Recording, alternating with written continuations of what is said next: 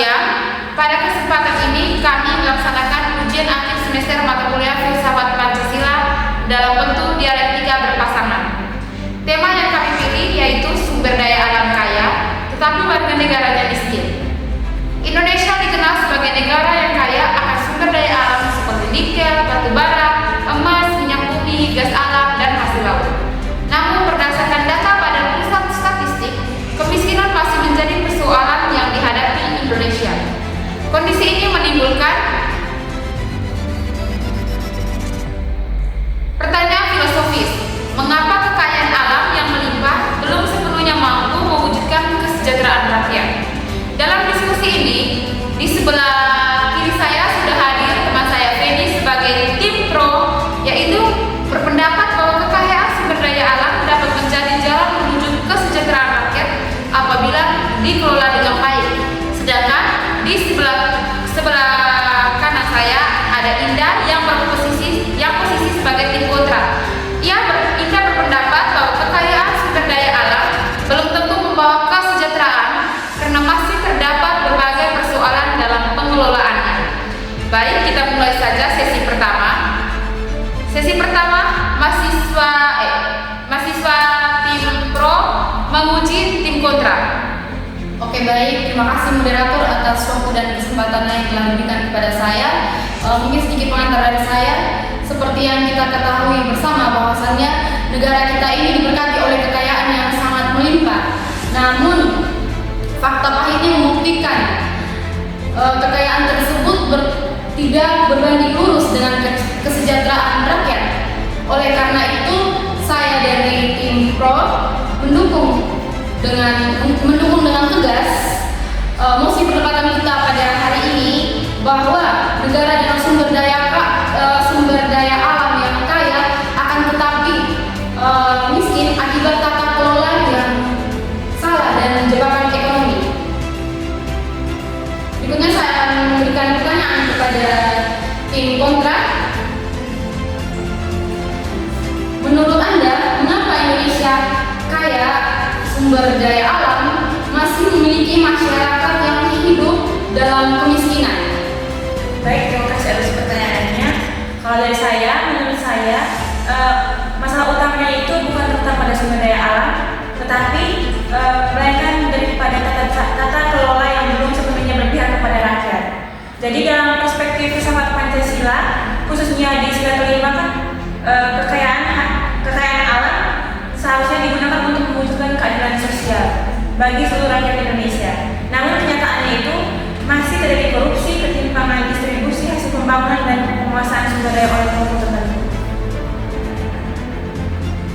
Bagaimana tim pro? Oke, baik, terima kasih untuk jawaban dari tim kontra yang sangat luar biasa. Jadi tim kontra menyebut bahwa masalah utamanya bukan terletak pada sumber daya alam, namun pada tata kelola. Jadi mungkin ada pertanyaan lagi dari saya. Apakah Anda berpendapat bahwa kekayaan sumber daya alam tidak memiliki peran penting dalam meningkatkan kesejahteraan rakyat? Bukan demikian, saya mengakui bahwa sumber daya alam memiliki peran penting. Namun jika pengelolaannya itu tidak didasarkan pada etika dan nilai kemanusiaan, maka kekayaan tersebut justru dapat memperlebar kesenjangan sosial. Jadi dalam filsafat kesejahteraan tidak hanya diukur dari banyaknya kekayaan, tetapi juga dari sejauh mana kekayaan itu memberi manfaat bagi manusia. Oke, baik. Terima kasih untuk tim kontra yang telah menjawab pertanyaan saya. Jadi menurut tim kontra, kekayaan yang kita miliki ini tidak menjadi tolak ukur untuk mensejahterakan rakyat. Tetapi bagaimana kekayaan ini kita bisa manfaatkan dengan baik agar menjadi sarana untuk kesejahteraan rakyat. Nah, mungkin masih ada pertanyaan lagi dari saya. Jadi dalam pandangan Anda, apakah kemiskinan di negara kaya sumber daya alam ini dapat dianggap sebagai kegagalan harapan nilai Pancasila? Ya, dalam pandangan tersebut dapat dikatakan demikian karena di negara ini sumber daya alam dapat dianggap sebagai kegagalan penerapan nilai-nilai Pancasila.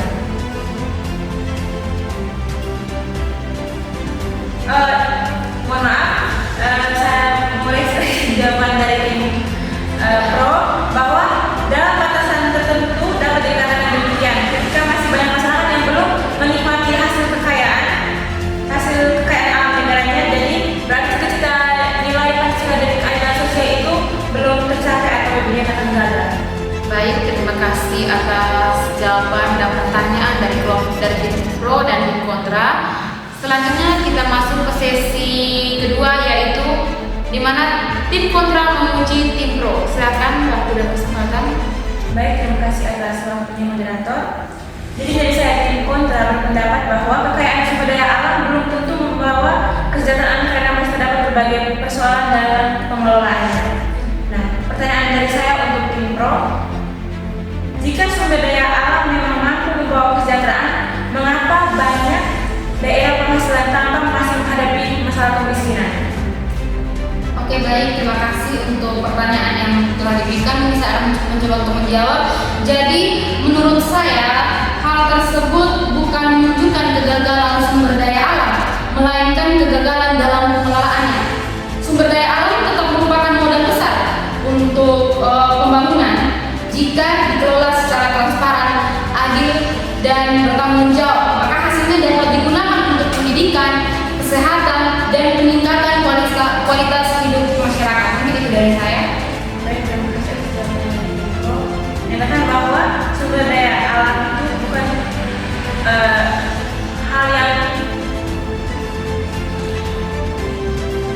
hal tersebut itu bukan menunjukkan kegagalan sumber daya alam, lain kegagalan dalam pengelolaannya. Jadi pertanyaan lagi dari saya untuk tim pro, apa dasar filosofis yang mendukung pendapat tim pro tadi yang mengatakan bahwa sumber daya alam bukan menunjukkan kegagalan?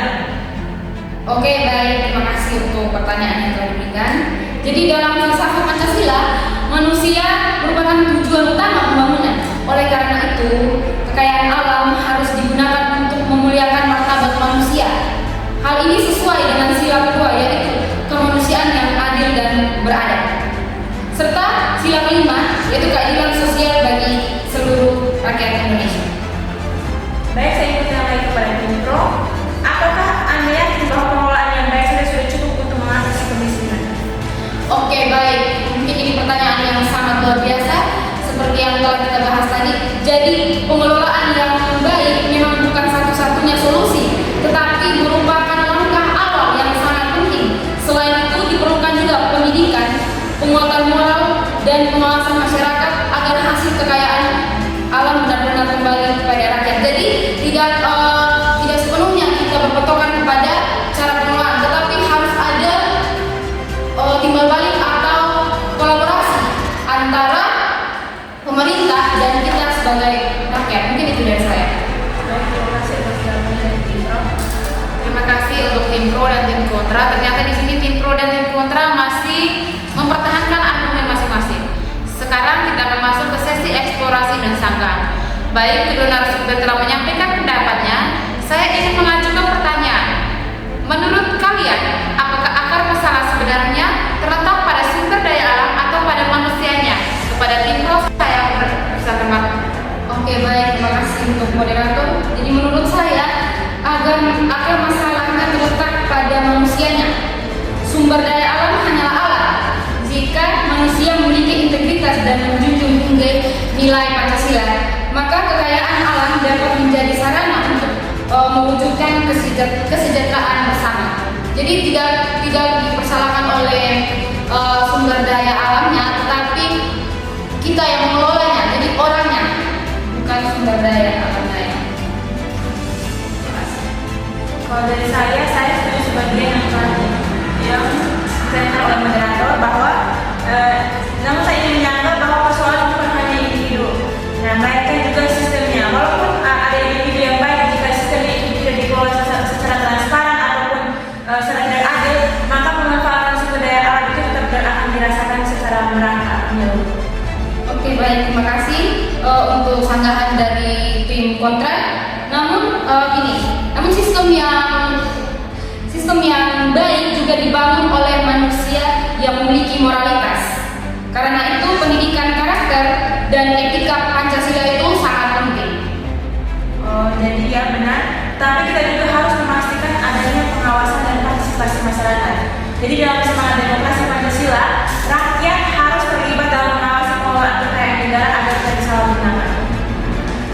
Baik, jadi dapat disimpulkan bahwa kesejahteraan rakyat tidak hanya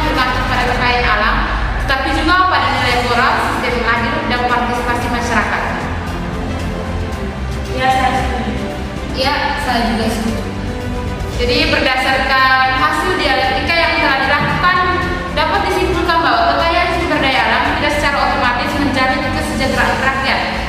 Dalam perspektif filsafat Pancasila, pengelolaan sumber daya alam harus berlandaskan nilai kemanusiaan, keadilan sosial, etika, dan tanggung jawab moral.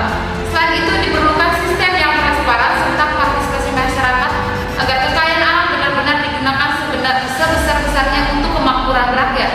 Demikian diskusi kami mengenai tema sumber daya alam kaya tetapi warga negaranya miskin. Terima kasih kepada tim pro dan juga tim kontra atas argumentasi yang telah disampaikan. Saya selaku moderator mengucapkan terima kasih atas perhatian yang diberikan. Selamat siang.